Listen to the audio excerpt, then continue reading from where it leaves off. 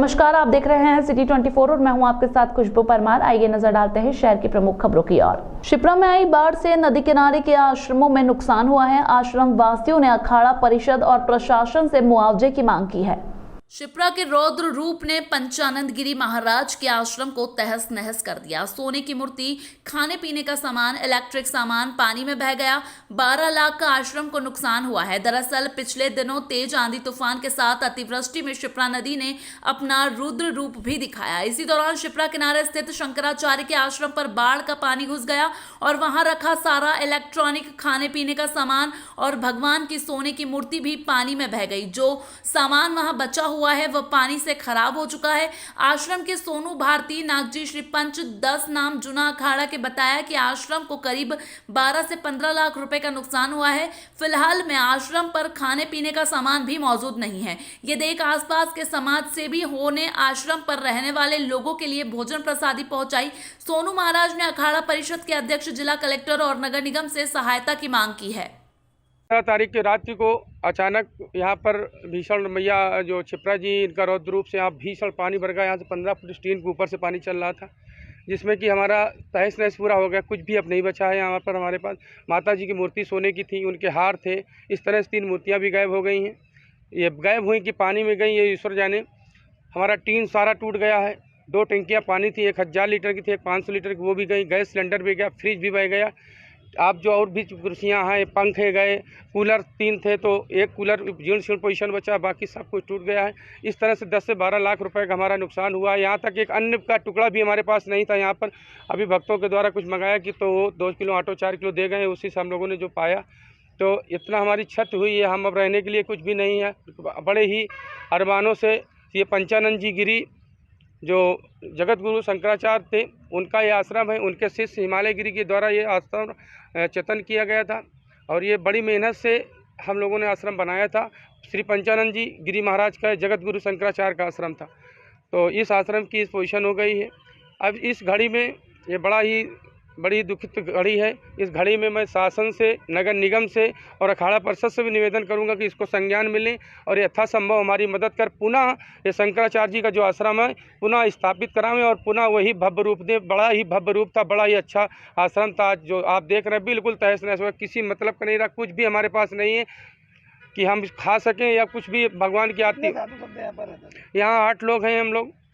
8 लोग तो रात्रि में यहाँ से जो कपड़े धुलते हैं। समय से बना हुआ है और कितना समय? ये लगभग 9 महीने का आश्रम हो गया, 9-10 महीने का। ये फरवरी माह में, जनवरी के लास्ट फरवरी में कंप्लीट कर लिया था हम लोगों ने। और सब जो भक्तों से चुन पुण्य मिला था उससे कर करके हम लोगों ने एक अपना नाम बताइए। हाँ, मैं सोनू भारती, नागा जी श्री 10 नाम जूना अखाड़ा 4 मणि से नागा साधु हैं। और जो हमारे गुरु जी पंचानंद जी गुरु जी महाराज थे, उनका ये आश्रम है। और हिमालय नगर निगम द्वारा 3 क्विंटल से अधिक अमानक स्तर की पॉलिथीन जब्त करने हेतु 10,000 का जुर्माना लगाया गया है। नगर निगम द्वारा निरंतर सिंगल यूज प्लास्टिक के विरुद्ध कार्रवाई की जा रही है। स्वास्थ्य विभाग द्वारा शहर में लगातार अमानक स्तर की सिंगल यूज प्रतिबंधित पॉलिथीन के विरोध में कार्रवाई सतत रूप से की जा रही है, जिसके क्रम में मंगलवार को नगर निगम आयुक्त रोशन कुमार सिंह के निर्देशानुसार स्वास्थ्य विभाग के उपायुक्त संजेश गुप्ता के मार्गदर्शन में कार्रवाई करते हुए जोन क्रमांक 6 अलकधाम नगर स्थित साईनाथ कॉलोनी में दीपक हेमनानी के घर पर कार्रवाई करते हुए बड़ी मात्रा में अमानक स्तर की प्रतिबंधित प्लास्टिक लगभग 3 क्विंटल से अधिक की पॉलिथीन जब्त करते हुए संबंधित पर राशि रुपए 10,000 का जुर्माना लगाया गया है। प्रदेश भर की मंडियों में अनिश्चितकालीन हड़ताल खत्म होने का नाम नहीं ले रही है। 11 मांगों को लेकर हड़ताल पर गए व्यापारी इन मांगों पर पीछे हटने को तैयार नहीं है। एमपी के उज्जैन, जबलपुर, इंदौर, नीमच, ग्वालियर व भोपाल सहित प्रदेश की 230 मंडियां 4 सितंबर से अनिश्चितकालीन के लिए बंद है। प्रदेश के 25,000 व्यापारियों ने मंडी फीस बढ़ने की बजाय 1% निराश्रित शुल्क खत्म करने के सहित 11 मांगों को लेकर अपना कारोबार बंद कर रखा है। उज्जैन मंडी व्यापारी संघ अध्यक्ष गोविंद खंडेलवाल के अनुसार मध्य प्रदेश सकल अनाज दलहन तिलहन व्यापारी महासंघ समिति के आह्वान पर प्रदेश भर के व्यापारियों ने खरीदी बंद कर रखी है। अभी सरकार मंडी शुल्क 1 1.5% ले रही है, जिसे 1% करने की मांग लंबे समय से कर रहे हैं। दूसरी ओर निराश्रित शुल्क समाप्त करने की मांग भी है। यह करीब 50 साल अनावश्यक रूप से लिया जा रहा है। इसका क्या उपयोग हो रहा है, ये जानकारी भी नहीं दी जाती। लाइसेंस प्रतिभूत की अनिवार्यता हटाई जाए। वाणिज्य समव्यवहार की पृथक अनुज्ञप्ति व्यवस्था एवं निर्धारण फीस ₹25,000 की वृद्धि समाप्त कर पूर्व फीस 5,000 रुपए बहाल की जाए। मंडी समितियों को धारा 7, 2, 14 और 30 में प्रदत्त अधिकारी एवं शक्तियों को यथावत रखा जाए। लेखा सत्यापन, पुनः लेखा सत्यापन की कार्रवाई खत्म की जाए। कृषि समिति प्रतिभूत बढ़ाने के दबाव पर रोक लगाई जाए। नुकसान हुआ व्यापार व्यवसाय को और क्या आगे संभावना है? व्यापार व्यवसाय का क्या, मंडी बंद रहती है तो व्यापार, नगर का भी व्यापार पूरा बाधित होता है। बेचारे मजदूरों के पास कोई काम करने को नहीं है, हमालों के पास कोई काम करने को नहीं है, तोलावटी परेशान है, किसान अपनी उपज बेच नहीं पा रहा है, व्यापारी का व्यापार नहीं चल रहा है। मगर जो हमारी मध्य प्रदेश की सरकार है, जो कि व्यापारियों की सरकार कही जाती है, वो बिल्कुल चुप बैठी हुई है और अभी तक किसी भी प्रकार के कोई निर्णय नहीं हुए हैं। इसलिए निरंतर मंडी 24 अगस्त से बंद है और आगे भी जब तक महासंघ, जब तक और मध्य प्रदेश शासन किसी निर्णय पर नहीं पहुंचते तब तक बंद रहेगी। और इससे पूरे प्रतिदिन कम से कम 200 से 300 करोड़ का पूरे मध्य प्रदेश के अंदर व्यापार का नुकसान हो रहा है और मंडी से ही पूरे शहर के व्यापार चलते हैं हर जगह पर, और ये सभी व्यापार ठप पड़े हुए हैं। मगर फिर भी कोई सुनवाई नहीं हो रही और जब तक सुनवाई नहीं होती तब तक निरंतर मंडी बंद है और बंद रहेगी। मध्य प्रदेश के मुख्यमंत्री हमारे उज्जैन में कल आ रहे हैं। मैं उनसे आग्रह करूँगा कि मध्य प्रदेश में वे महाकाल की शरण में आ रहे हैं, महाकाल की शरण में वे मध्य प्रदेश के व्यापारियों की जो सही मांगे हैं उनको तत्काल मंजूर करके मंडी चालू करवाएं। बाबा महाकालेश्वर ज्योतिर्लिंग का अनुक्षेत्र 27 करोड़ रुपए में बनकर तैयार हुआ है, जहां प्रतिदिन 1 लाख भक्त भोजन प्रसादी ग्रहण कर सकेंगे। दावा किया जा रहा है कि यह अनुक्षेत्र सबसे आधुनिक और धार्मिक स्थलों में संचालित होने वाले अनुक्षेत्र में से सबसे बड़ा होगा। श्री महाकाल लोक के बाद उज्जैन को अब देश के सबसे बड़े अनुक्षेत्र की सौगात मिलने जा रही है। वहीं विश्व प्रसिद्ध बाबा महाकाल मंदिर समिति इसका संचालन करेगी। दानदाताओं ने बिल्डिंग का निर्माण करवाया है। 22 करोड़ रुपए इसे बनाने में और 5 करोड़ रुपए में हाईटेक मशीनें और अन्य सामान लाया गया। महाकाल लोक बनने के बाद महाकाल दर्शन के लिए रोज 1 से 2 लाख श्रद्धालु प्रतिदिन आ रहे हैं। श्री महाकालेश्वर मंदिर समिति के अनुसार इन श्रद्धालुओं को निःशुल्क भोजन कराने के लिए 2 मंजिला अन्न क्षेत्र शुरू किया जा रहा है। करीब 40,000 वर्ग फीट में बने अन्न क्षेत्र में 5 करोड़ की लागत से मशीनें लगाई जा रही है। भक्तों के लिए यह अन्न क्षेत्र जल्द ही शुरू होगा। अन्न क्षेत्र के नए भवन में एक समय में 8 से 9,000 श्रद्धालु भोजन कर सकेंगे। एक बड़े हॉल में 50 वीआईपी भक्तों के लिए भोजन प्रसादी ग्रहण करने की सुविधा भी रहेगी। महाकाल लोक बनने के बाद से ही एक बड़े अन्न क्षेत्र की जरूरत थी। इंदौर के कारोबार विनोद अग्रवाल इसे बनाने के लिए आगे आए और उन्होंने डिजाइन फाइनल होने के बाद मंदिर समिति को अन्न क्षेत्र की बिल्डिंग को बनाने के लिए सहमति दे दी। विनोद अग्रवाल ने 2 मंजिला अन्न क्षेत्र के लिए 22 करोड़ रुपए की राशि मंदिर समिति को दी है। साथ ही गुड़गांव के प्रवीण अरोरा ने 5 करोड़ रुपए अन्य क्षेत्र में लगने वाले अन्य सामान के लिए दिए। इसी दान से देश का सबसे भव्य, आधुनिक और सुविधाजनक अन्न क्षेत्र महाकाल मंदिर समिति बनाएगा।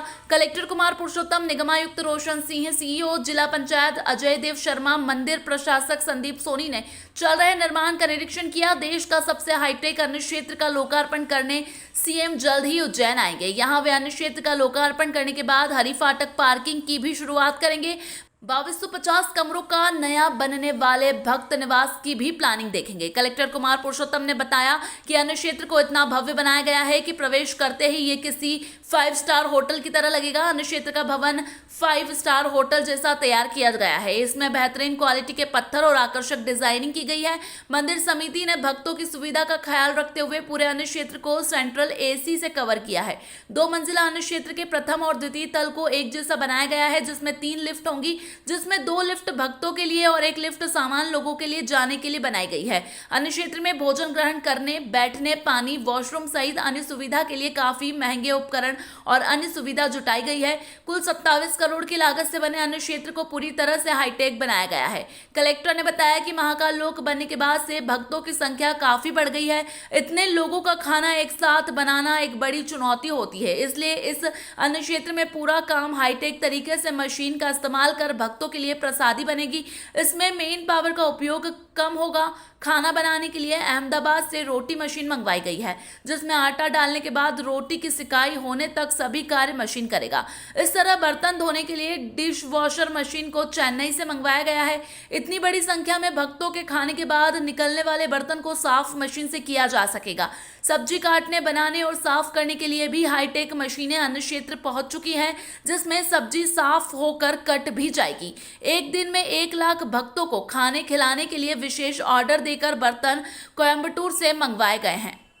ज्योतिर्लिंग महाकाल मंदिर में देश विदेश से आने वाले भक्तों के लिए पहले महाकाल मंदिर परिसर में छोटा अन्न क्षेत्र था, जिसमें मंदिर समिति द्वारा निःशुल्क अन्न क्षेत्र का संचालन किया जाता था, जिसमें प्रतिदिन 3 से 5 हजार श्रद्धालु भगवान महाकाल की महाप्रसादी ग्रहण करते थे।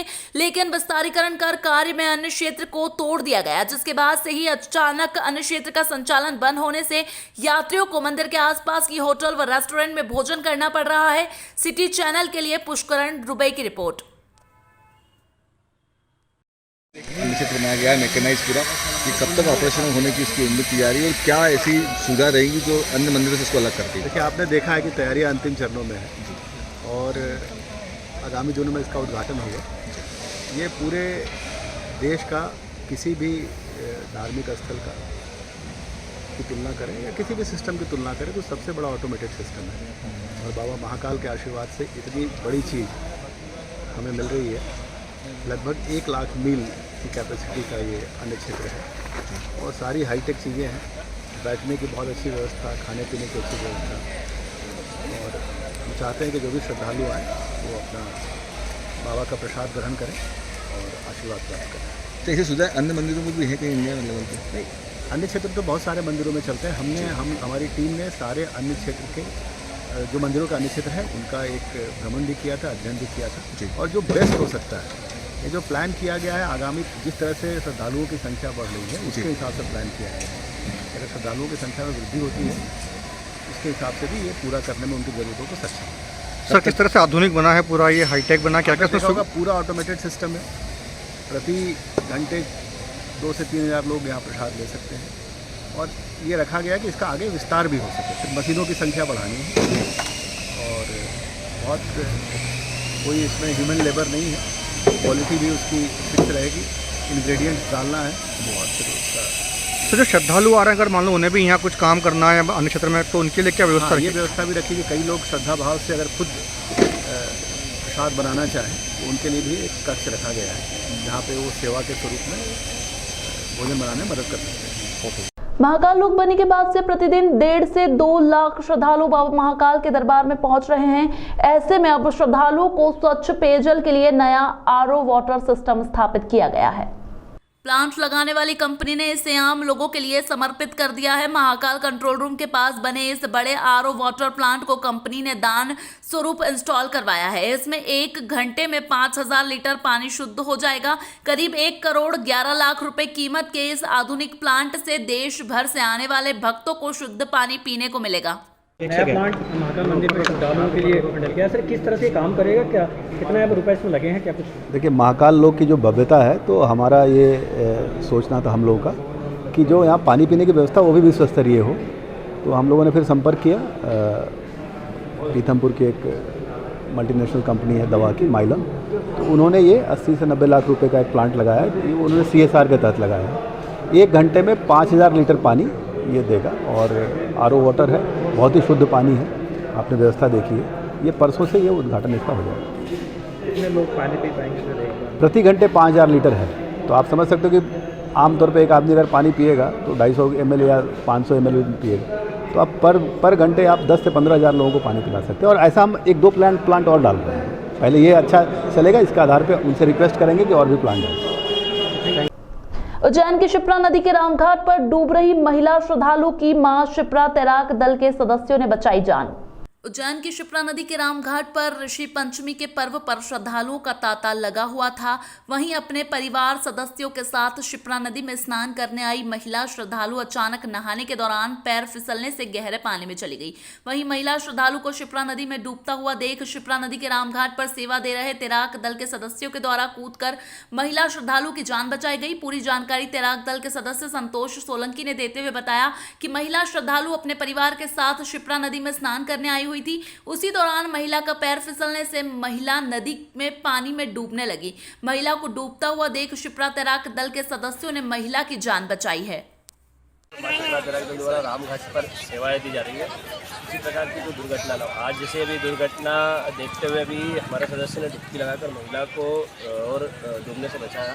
गीता भाई उनका नाम है और वो कहीं से आए हुए थे, बाकी ज़्यादा बातचीत हो नहीं पाई उनसे हमारी। पर यह है कि श्रद्धालु को हम किसी प्रकार की कोई दुर्घटना ना हो, तैराक दल पूरा तरीके से लगा। छोटू भैया का बालक तुरंत कूदे और उसको महिला को डूबने से बचाया। किसी प्रकार की कोई भी जनहानि ना हो घाट के किनारे। शिप्रा तैराक दल फिलहाल सेवाएं देता है। माँ शिप्रा तैराक दल सचिव संतोष सोलंकी। ऋषि पंचमी पर्व पर सप्त ऋषि मंदिर में महिला श्रद्धालुओं का तांता लगा रहा। पीपल के वृक्ष का विशेष पूजन, विशेष पौधे की 108 टहनियों से शिप्रा नदी में स्नान किया गया। हरतालिका तीज के बाद गणेश चतुर्थी के अगले दिन आने वाली पंचमी को ऋषि पंचमी पर्व के रूप में मनाया जाता है। धर्मनगरी उज्जैन में भी बुधवार को ऋषि पंचमी पर्व मनाया गया। इस अवसर पर बड़ी संख्या में महिला श्रद्धालु पीपल के वृक्ष के पूजन अर्चन के लिए पहुंची। मान्यता है कि आज के दिन सप्त ऋषियों के पूजन अर्चन से दोषों का निवारण होता है। इसके साथ ही महिला ब्रह्म मुहूर्त में विशेष पौधे की 108 टहनियों से स्नान करती है। इसी प्रकार का नजारा शिप्रा नदी में देखने को मिला। यहाँ महिलाएं 108 टहनियों से स्नान करती दिखाई दी। हालांकि घाटों पर बड़ी मात्रा में कीचड़ फैला है, जिसकी वजह से श्रद्धालु परेशान हुए। वृंदावन के संत को महाकाल मंदिर में परेशानियों का सामना करना पड़ा। 4 घंटे की मशक्कत के बाद गर्भगृह में दर्शन की अनुमति मिली। धरने पर बैठे संत ने कलेक्टर पर भी नाराजगी जताई। ओंकारेश्वर में शंकराचार्य की भव्य प्रतिमा का अनावरण होना है। इस आयोजन में देश भर के साधु संत आमंत्रित किए गए हैं। वहीं प्रदेश के मुख्यमंत्री शिवराज सिंह चौहान ने सभी साधु संतों को महाकाल ज्योतिर्लिंग के दर्शन करने का भी निवेदन किया है। इसी कड़ी में यहां प्रतिदिन साधु संत महाकाल मंदिर दर्शन करने पहुंच रहे हैं। बुधवार को वृंदावन से आए संत बलराम दास देवाचार्य महाकाल मंदिर पहुंचे, जहां उन्होंने गर्भगृह में नहीं जाने दिया गया। संत करीब 4 घंटे तक नंदी हॉल में बैठे और गर्भगृह में जाने का निवेदन करते रहे। अधिकारियों की जानकारी में आने के बाद भी संत को गर्भगृह में नहीं जाने दिया गया। अंततः संत को धरने पर बैठना पड़ा। वहीं 4 घंटे बाद संत को गर्भगृह में जाने की परमिशन मिली। संत ने जिला कलेक्टर कुमार पुरुषोत्तम पर नाराजगी जताते हुए कहा कि उन्हें खुद मुख्यमंत्री ने निमंत्रण दिया था, बावजूद इसके उन्हें दर्शन करने में इतनी दिक्कत आई। कलेक्टर से निवेदन है कि अन्य साधु संतों के साथ ऐसा ना हो।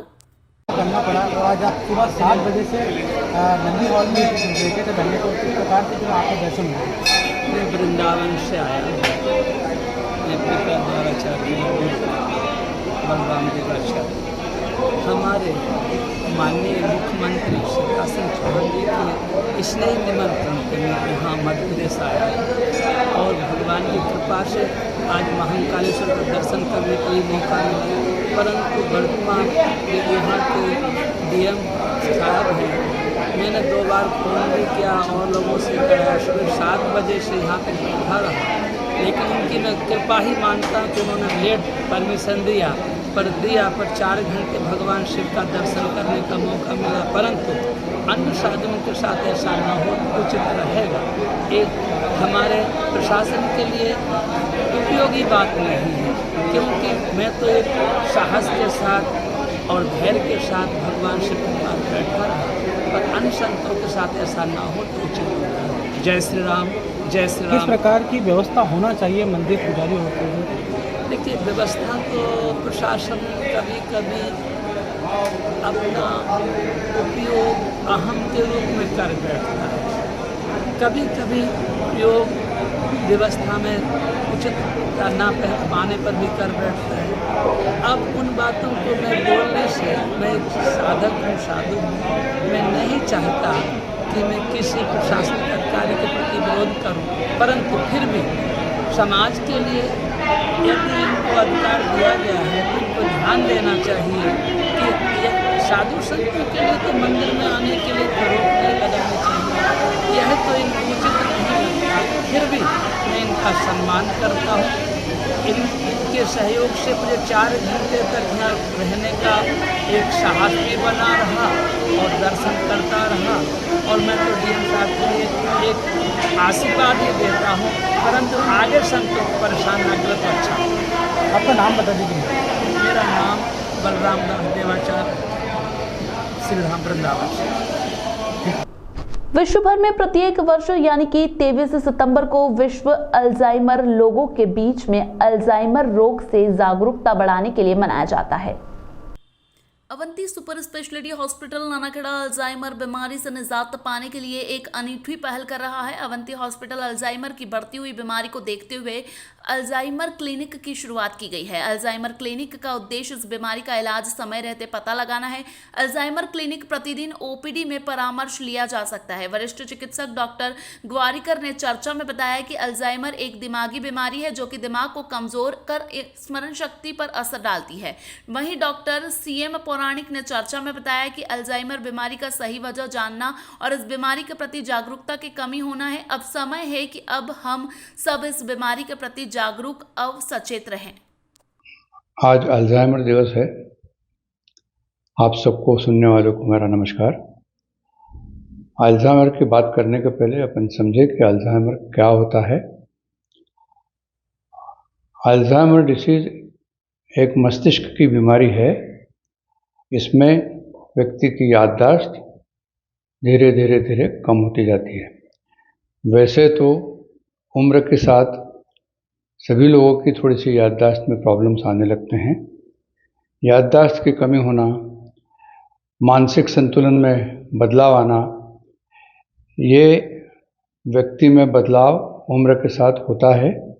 इसके अलावा कई प्रकार की बीमारियां हैं जिससे ये चीज़ें होती है, जैसे कि विटामिन B12 की कमी, किसी प्रकार का स्ट्रोक होना या लकवा होना, ब्लड प्रेशर का कंट्रोल न रहना, डायबिटीज़ का कंट्रोल न रहना, ये कई सामान्य बीमारियां हैं जिसमें व्यक्ति के याददाश्त के ऊपर, उसके व्यक्तित्व के ऊपर, मानसिक संतुलन के ऊपर काफ़ी प्रभाव पड़ता है।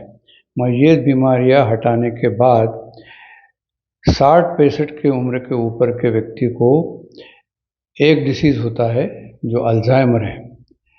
जैसे जैसे उम्र बढ़ती जाती है, मैं सोचता हूँ कि 20 से 25% लोग, 80 की उम्र 40% लोग इस बीमारी से ग्रसित होंगे, जिनमें उनकी याददाश्त, उनका मानसिक संतुलन, बोलने की क्षमता, चलने की क्षमता, लोगों से व्यवहार करने की क्षमता में बहुत सारा बदलाव आ जाता है।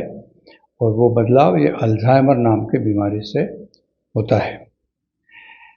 ये अल्जाइमर बीमारी काफ़ी कठिन परिस्थिति पैदा करती है व्यक्ति के लिए, खुद के लिए और उसका परिवार के लिए जो उसकी देखभाल करती है, क्योंकि व्यक्ति धीरे धीरे चीज़ें भूलने लगता है। पुरानी चीज़ें तो याद रहती है, मगर आज की चीज़, कल की चीज़ भूल जाते हैं। अपने आजू बाजू के मिलने वाले व्यक्तियों के नाम भूल जाते हैं, व्यक्तियों की पहचान भूल जाते हैं। दिन है कि रात है इसका समझ नहीं रहती है।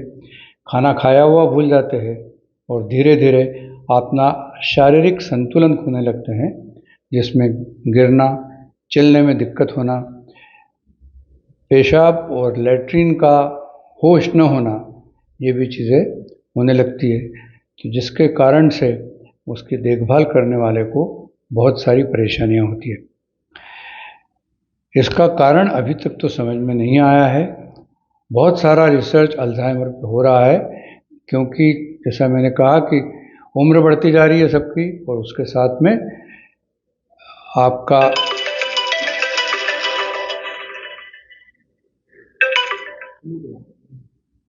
उसके साथ याददाश्त कम होना, दिमागी संतुलन खोना, ये धीरे धीरे बढ़ता जा रहा है। क्योंकि आपके समाज की जो पहले 50-60 रहती थी आयु, वो अब जो है 70 के ऊपर जा रही है। तो इस कारण काफ़ी लोग जो इस बीमारी से ग्रसित हो रहे हैं।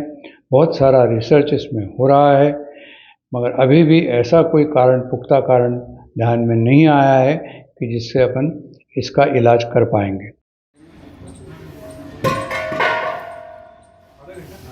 देख लीजिए नमस्कार, मैं डॉक्टर CM पुराणिक हूँ। यहाँ अवंती अस्पताल में चिकित्सा विशेषज्ञ हूँ। आज हम अल्जाइमर बीमारी के बारे में चर्चा करने जा रहे हैं। कल 21 तारीख को अल्जाइमर दिवस है, इसलिए हम लोग कोशिश कर रहे हैं कि पूरे समाज को इस बीमारी के बारे में बताएं, उनको इस बारे में जागरूक करें, उनको चेतना दें। ये बीमारी जो है ये मन की स्थिति खराब हो जाने की वजह से होती है। इसमें जो इंसान है वो चीज़ें भूलने लगता है, फॉरगेटफुलनेस होने लगती है। पहले के समय में जो व्यक्ति था उसकी औसत उम्र जो थी वो 60-70 के करीब थी, किंतु अच्छी सुविधाओं के होने के कारण आजकल उम्र जो है वो काफ़ी लंबी होने लग गई है। 80 साल तक जीते हैं लोग, 90 साल तक जीते हैं। इसलिए ये बीमारी जो है अब आजकल ज़्यादा देखने में आ रही है। ये जो भूलने की बीमारी है यूँ तो किसी भी वय में हो जाती है, परंतु प्रायः देखा गया है कि 60 और 65 साल की उम्र में ये बीमारी काफ़ी होने लगती है। ये बीमारी में जैसा कि मैंने जिक्र किया, आदमी भूलने लगता है। धीरे धीरे वो चीज़ों को याद नहीं रख पाता है, उसकी याददाश्त कमज़ोर होने लगती है। पहले लोग, परिवार के लोग ये समझते हैं कि ये ध्यान नहीं दे रहे हैं, किंतु बाद में समझ में आने लगता है कि ये जो है परेशान है, भूल रहे हैं, याददाश्त कमज़ोर हो रही है। इसलिए इस बीमारी पे ध्यान देना बहुत ज़रूरी है, क्योंकि इसके चलते आम आदमी जो है वो अपना ध्यान नहीं रख पाता है। वो फिर छोटी छोटी चीज़ें याद नहीं रहती है उसको, वो चल नहीं पाता है, वो ठीक से भोजन नहीं कर पाता है, उसकी नींद डिस्टर्ब हो जाती है, उसकी जो रोज़मर्रा की चीज़ें होती है वो गड़बड़ाने लगती है, वो गिरने लगता है, भूख उसको नहीं लगती है। इस तरीके से वय के साथ में वो जो बीमारियां हैं वो परेशान होती है। उसको फिर नींद नहीं आती है, चिड़चिड़ा हो जाता है, उसका बिहेवियर बदल जाता है, वो लोगों पे गुस्सा करने लग जाता है और छोटी छोटी चीज़ों का वो ध्यान नहीं रखता है। जैसे कि उसको ब्लड प्रेशर है, अगर उसको वो बीमारी का ध्यान नहीं रख पाता है, दिल की बीमारी का ध्यान नहीं रख पाता है, इनके चलते वो बहुत परेशानियाँ होती है। पुलिस ने सोना चमकाने वाले अंतरराज्य गिरोह के 4 आरोपियों को डकैती की योजना बनाते हुए गिरफ्तार किया है। वहीं एक आरोपी मौका पाकर फरार हो गया। आरोपियों के पास से पुलिस ने रिवॉल्वर, 2 जिंदा कारतूस, तलवार जब्त करते हुए ठगी का 3 लाख रुपए का सोना भी जब्त किया है। आपको बता दें कि सभी आरोपी बिहार के रहने वाले हैं। प्रदेश के अलग अलग इलाकों में वारदातों को अंजाम दे चुके हैं। पुलिस पूछताछ में आरोपियों ने उत्तर प्रदेश, राजस्थान, महाराष्ट्र, गुजरात, बिहार, पश्चिम बंगाल, उत्तर प्रदेश एवं उड़ीसा में भी घटनाएं करना कबूल किया है। आरोपियों ने अब तक 50 वारदातों को अंजाम दिया है। पुलिस अधीक्षक सचिन शर्मा ने बताया कि पिछले कई दिनों से शहर में गहने चमकाने के नाम पर कुछ अज्ञात लोगों द्वारा वारदातों को अंजाम दिया जा रहा था, जहां महिलाओं को निशाना बनाते हुए उनके सोने चांदी के आभूषण लेकर फरार हो जाते थे। मामलों की गंभीरता को देखते हुए पुलिस ने अलग अलग टीम आरोपियों की धरपकड़ के लिए तैनात की थी, जहां मुखबिर की सूचना पर पुलिस की 2 टीम ने विक्रमनगर रेलवे स्टेशन के पास से आरोपियों को डकैती की योजना बनाते हुए गिरफ्तार किया है। आरोपियों में विक्की पिता सदन गुप्ता बिहार, रोहित शाह बिहार और शंकर पिता मोतीलाल शाह और रंजन पिता जागेश्वर शाह बिहार है। आरोपियों के पास से पुलिस ने मोटरसाइकिल, हथियार सहित 3 लाख के सोने चांदी के आभूषणों को भी जब्त किया है। आरोपियों ने प्रदेश के अलग अलग शहरों में कई वारदातों को अंजाम दिया है। इसी के साथ अन्य प्रदेशों में भी वारदातों को अंजाम भी दे चुके हैं। इस गिरोह को पकड़ने में पुलिस अधीक्षक योगेश सिंह तोमर, नगर पुलिस अधीक्षक दीपिका शिंदे, निरीक्षक माधव नगर योगेंद्र सिंह यादव, उप निरीक्षक प्रतीक यादव, उप निरीक्षक शालिग्राम चौहान, सहायक उप निरीक्षक सुरेंद्र पवार, सहायक उप निरीक्षक राम प्रकाश वाजपेयी, सहायक उप निरीक्षक संतोष राव, सहायक उप निरीक्षक गौरीशंकर, सहायक उप निरीक्षक लक्ष्मीकांत गौतम, प्रधान आरक्षक अरविंद दुबे, प्रधान आरक्षक कुलदीप भारद्वाज, प्रधान आरक्षक रुपेश बिडवाल, प्रधान आरक्षक प्रेम महेश जाट, रामपाल चंदेल, अनीस मंसूरी, मनीष यादव, आरक्षक राहुल यादव, आरक्षक गुलशन बलराम, अमरनाथ संजय, विजापारी, राहुल राव, योगेंद्र परमार, अंकित मयूर, सोनी सुनील सेनी की विशेष भूमिका रही।